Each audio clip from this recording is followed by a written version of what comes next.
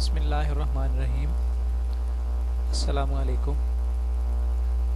Asad IT academy के platform पर मैं मोहम्मद शाहिद आपसे मुखातिब हूँ।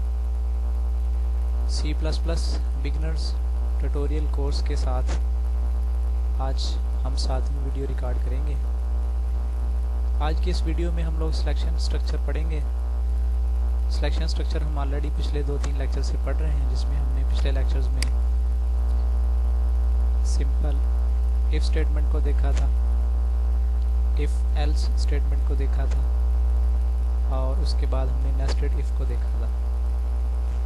आज का जो हमारा टॉपिक है वो है स्विच स्टेटमेंट। स्विच को हम प्रोग्रामिंग में कैसे यूज़ करेंगे, इसके क्या फ़ायदे हैं, ये आज का हमारा टॉपिक है। बेसिकली स्विच जो है ये भी नेस्टेड इफ की तरह या इफ एल्स की तरह मल्टीपल जो सिलेक्शन है उनमें से किसी एक चीज़ को सिलेक्ट करने के लिए इस्तेमाल होता है। बहुत सारी कंडीशंस देते हैं, जैसे हम इफ में अगर ये कंडीशन ट्रू हो तो ये हो जाए, अगर ये कंडीशन फॉल्स हो तो फिर उसके बाद ये कंडीशन ट्रू हो तो ये हो जाए, अगर ये कंडीशन ट्रू ना हो फॉल्स हो तो फिर ये हो जाए। इससे मिलता जुलता काम जो है ना हम स्विच में भी कर सकते हैं। स्विच के कुछ अपने फीचर्स हैं, कुछ इसके अपने फ़ायदे हैं। बेसिकली प्रोग्रामिंग करते वक्त हम ये देखते हैं कि जो चीज़ जहाँ जो है वो बेहतर तरीके से जिससे हो सकती है, किसी जगह पर हमें इफ एल्स की ज़्यादा ज़रूरत पड़ेगी, वहाँ पे हम इफ एल्स को यूज़ करेंगे। किसी जगह पर हमें स्विच की ज़रूरत पड़ती है तो हम स्विच को यूज़ करेंगे। आज हम ऐसा करते हैं कि छोटा सा प्रोग्राम बनाते हैं और साथ में स्विच को यूज़ करते हैं। स्विच का जो सिंटैक्स है वो भी देखते हैं कि स्विच को आप कैसे इस्तेमाल करेंगे। हम ऐसा करते हैं कि नई सोर्स फाइल बनाते हैं। सोर्स फाइल बनाकर पिछली जो फाइल है उसमें से थोड़ा सा डेटा कॉपी कर लेते हैं ताकि हम थोड़ी टाइपिंग से बच जाएं। अच्छा जी, हम यूँ करते हैं कि एक वेरिएबल डिक्लेयर करवाते हैं कैरेक्टर टाइप का स्विच को यूज़ करने के लिए। हम ले लेते हैं कैरेक्टर चॉइस। कैरेक्टर टाइप का हमने एक वेरिएबल लिया और इसके ज़रिए से हम स्विच को यूज़ करते हैं। स्विच को यूज़ करके हम किसी रियल लाइफ जो प्रॉब्लम है उसको सॉल्व करते हैं। मुख्तलिफ यूनिवर्सिटीज़ में स्टूडेंट के रिज़ल्ट बनाने का क्राइटेरिया मुख्तलिफ होता है, तो हम एक सिंपल सा क्राइटेरिया बना लेते हैं। हम स्टूडेंट का ग्रेड मालूम करना चाहते हैं। स्टूडेंट का ग्रेड हमको 4-5-6 ग्रेड डिफाइन करते हैं कि अगर उसकी जो एवरेज है वो 100 से 90 तक हो तो ये वाला ग्रेड हो, 90 से 80 तक हो तो ये वाला ग्रेड हो, यहाँ से यहाँ तक हो तो ये वाला ग्रेड हो। ठीक है, हम क्या करते हैं, हम यूज़र से स्टूडेंट की एवरेज जो है वो हम लेते हैं और फिर क्या करते हैं और उस एवरेज के को हम स्विच में यूज़ करते हैं। उसके जो करैक्टर हैं, जो उसका जो ग्रेड है वो हम डिफाइन करते हैं। तो हम करैक्टर की बजाय फिर ऐसा कर लेते हैं कि हम इंटीजर में ले लेते हैं उसकी जो मार्क्स हैं, इंटीजर ले लेते हैं और मार्क्स या एवरेज मार्क्स हमने ले लिए और हम यहाँ पे वैल्यू लिखते हैं enter any number for student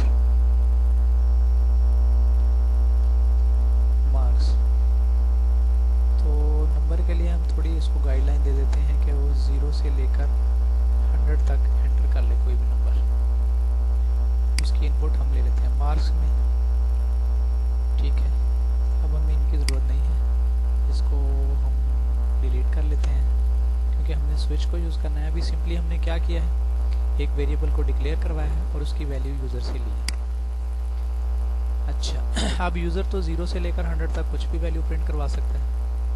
ठीक है, और हमारा जो क्राइटेरिया है वो ये होना चाहिए। यहाँ पे हम कमेंट्स को यूज़ करते हुए क्राइटेरिया लिख लेते हैं कि अगर जो एवरेज है स्टूडेंट की 50 से कम हो, बिलो 50 हो, बिलो 50 अगर हो उसकी एवरेज, तो फिर वो हो फेल, उसका ग्रेड हो F। अगर 50 to 60 हो, फिर उसका ग्रेड हो लेट्स सपोज ई,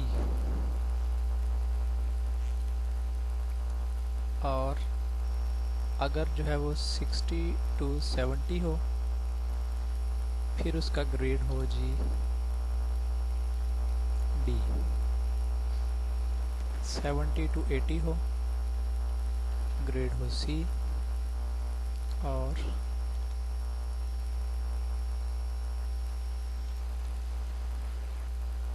80 to 90 हो, ग्रेड हो बी, और 90 to 100 हो तो ग्रेड क्या बने जी, ग्रेड बन जाए ए। ये फ़र्ज़ करें हमारी ये रिक्वायरमेंट है। अच्छा, डबल स्लैश के बाद हमने कमेंट्स लिखी हैं C++ में। आप कमेंट्स ऐड कर सकते हैं सिंगल लाइन कमेंट्स के लिए। अगर आप डबल स्लैश लिख के आगे जो कुछ मर्जी लिख लें वो एज ए कमेंट ट्रीट होगा। कमेंट का फ़ायदा ये है कि कंपाइलर इसको इग्नोर कर देता है, वो समझता है कि ये कुछ भी नहीं है। अच्छा, अब ने क्या किया जी, हमने एवरेज जो है वो स्टूडेंट की या मार्क्स जो है वो ले ली हैं और उसका ग्रेड निकालना है स्टूडेंट का। ग्रेड का क्राइटेरिया हमने लिख लिया, अगर 50 से नीचे हो वैल्यू, लेस देन 50 हो तो वो एफ ग्रेड होगा। तो यहाँ पे हम क्या करते हैं, एक और वेरिएबल डिक्लेयर करवाते हैं, इंटीजर, लेट्स सपोज उसका हम रख लेते हैं ग्रेड। ठीक है, ग्रेड जो है इसको इसके अंदर हम क्या रख पाते हैं, ग्रेड के अंदर हम रख पाते हैं grade is equal to marks, remainder operator को यूज़ करते हुए 10। ठीक हो गया। अच्छा, ये एक मैंने थोड़ी छोटी सी टेक्निक यूज़ किया है, इससे होगा क्या, रिमाइंडर ऑपरेटर को हम पहले पिछली कुछ वीडियोस के अंदर यूज़ कर चुके हैं। मेरे ख्याल में तीसरी वीडियो में हमने इसको यूज़ किया था। ये क्या करेगा, मार्क्स को 10 पे डिवाइड कर लेगा, मार्क्स को 10 पे डिवाइड कर लेगा। या हम और आसान करते हैं, हम ऐसा करते हैं कि इसका इंटीजर डिवीजन ले लेते हैं 10 से। 10 से हम इसकी इंटीजर डिवीजन ले लेते हैं। इसका फ़ायदा क्या होगा, इसका फ़ायदा ये होगा कि अगर 50 से 60 के दरमियान में कोई भी वैल्यू होगी,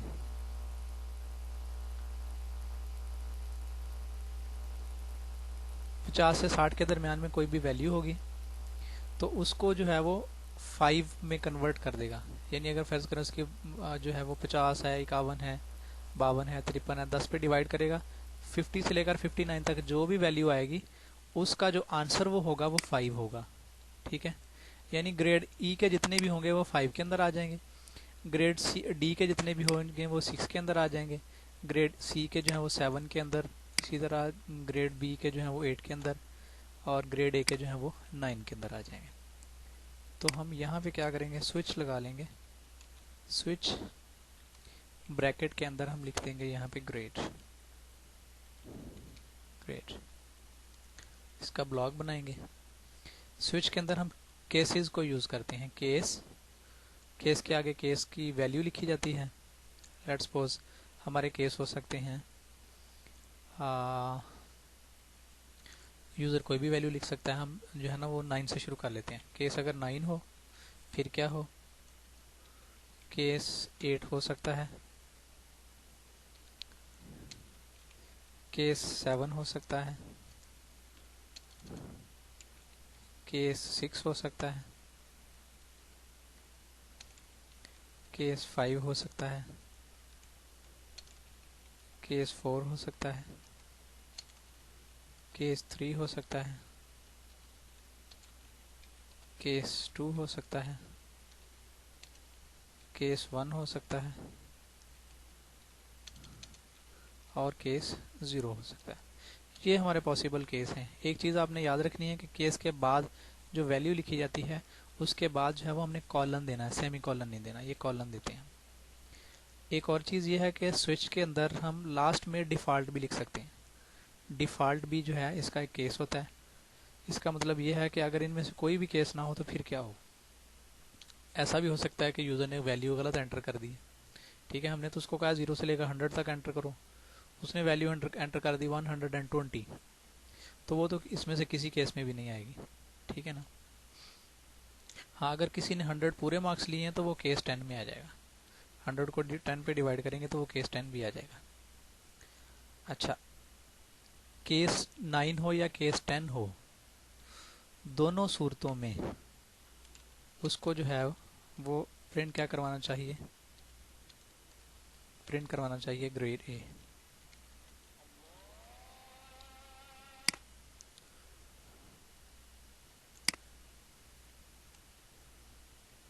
सेमीकोलन। एक मज़े की बात बतानी है कि हर केस का जो एंड है वो ब्रेक से करते हैं। अगर हम ब्रेक नहीं लगाएंगे तो अगर केस ट्रू हो गया, फर्ज करिए केस नंबर 9 ट्रू हो गया, उसने ग्रेड जो है वो ए प्रिंट करवा के और साथ में जो बाकी वाले बचेंगे वो भी सारे प्रिंट करवा देगा। ठीक हो गया, तो इसलिए ब्रेक लगाना बहुत ज़रूरी है। इसी तरह अगर केस 8 बनेगा तो हमारा ग्रेड बनेगा बी। केस अगर 7 बनेगा तो हमारा ग्रेड बनेगा सी। केस अगर 6 बनेगा हमारा ग्रेड बनेगा डी। केस अगर हमारा 5 बनेगा तो हमारा ग्रेड बनेगा ई। और ये सारे केसेस में जो क्या बनेगा, ग्रेड एफ। यहाँ पे एक और मैंने कॉन्सेप्ट आपको दिया है कि आप मल्टीपल केसेस के लिए भी एक स्टेटमेंट लिख सकते हैं। केस चाहे 4 हो, चाहे 3 हो, चाहे 2 हो, चाहे 1 हो, चाहे 0, इन सब का एक ही आउटपुट आएगा और वो क्या है, ग्रेड एफ। ठीक है, डिफ़ॉल्ट में हम लिख देते हैं user entered the wrong value, user entered the wrong value.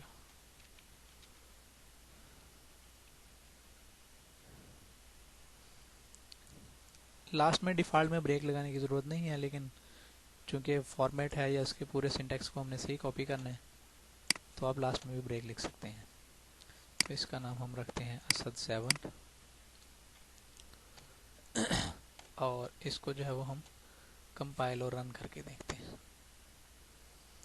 Programme करेगा क्या, यूज़र से मार्क्स की वैल्यू लेगा, मार्क्स की जो है वो इंटीजर डिवीजन करेगा 10 से, तो वो 10 से जब करेगा तो 10 से छोटी वैल्यूज़ आएंगी। अगर 100 तक हम वैल्यूज़ को देते हैं तो 10 से छोटी वैल्यूज़, तो 10 भी आ सकता है, 9 भी, 8, 7, 6, 5, 4, 3। अगर पूरे उसके 100 मार्क्स हैं फिर भी ये ग्रेड आएगा।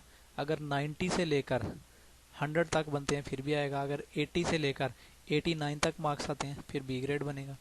तो हम यहाँ पे इसको अब टेस्ट करते हैं। कंपाइल और रन करें।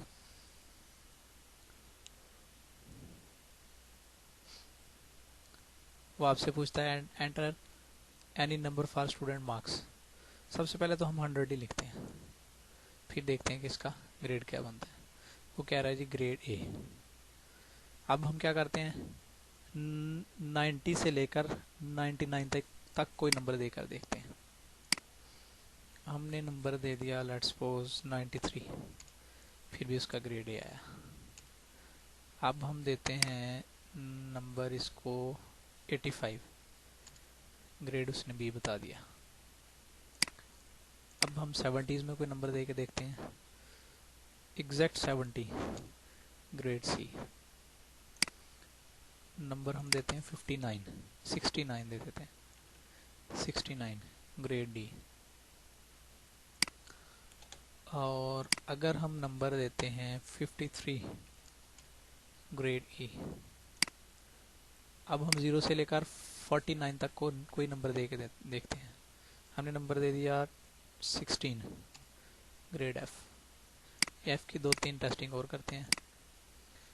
हमने दे दिया 49, ग्रेड एफ। नंबर हमने दे दिया 41, ग्रेड एफ। यानी 49 से 50 से छोटा जो भी नंबर देंगे तो वो हमें एफ ग्रेड शो करेगा। तो आज के सेशन में हमने स्विच स्टेटमेंट के ज़रिए से एक प्रॉब्लम को सॉल्व किया, स्टूडेंट के ग्रेड को निकाला।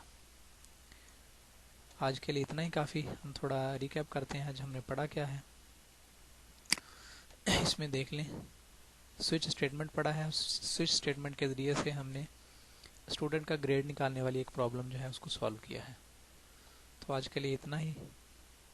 इंशाल्लाह कल नई वीडियो के साथ दोबारा मुलाकात होगी। अल्लाह हाफिज़।